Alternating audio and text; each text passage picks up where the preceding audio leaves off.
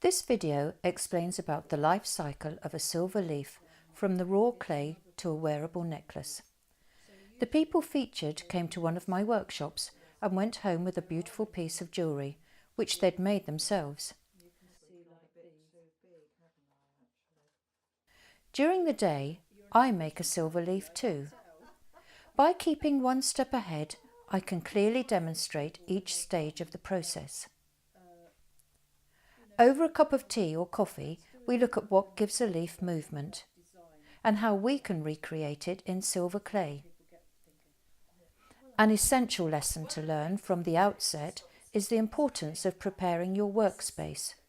So oiling your silicone mat, fingers, roller, spacers, scalpel all become second nature.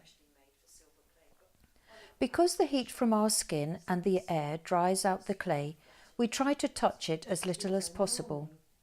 Things like oiling our fingers, using a silicone mat and working fairly quickly helps to prevent this.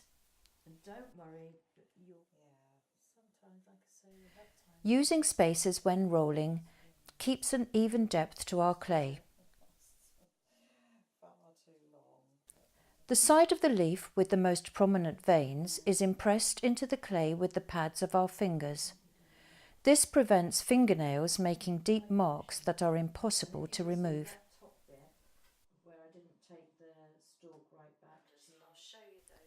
When cutting out, keep a loose grip on the scalpel.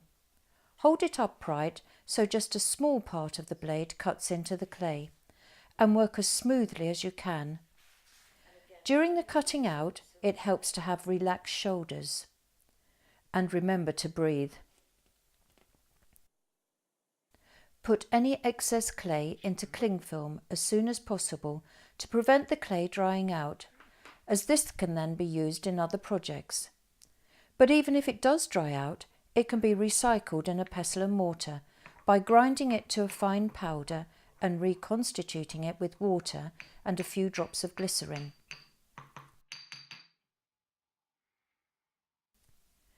You can give movement and structure to your leaf by gently putting supports under it while it dries. Usually the leaf is left to air dry for 24 hours in order for the water content to evaporate before firing. But during workshops we can speed that process up by putting it onto a hot plate. Once it is air dried, different grades of sandpaper are used to clean up the leaf. It's much better to sand the edges before the piece is fired. If they're not, the burrs on the finished piece will be sharp and act like a saw.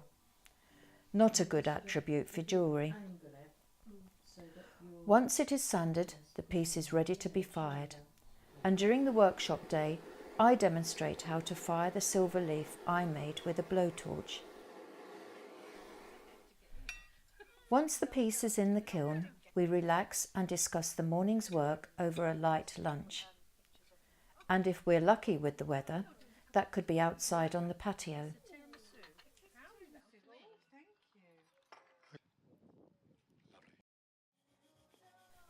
During the firing process, crystals form, leaving a white appearance. This is easily removed with a wire brush and, hey presto, a sparkling silver leaf appears. All that is left to do is a final polish.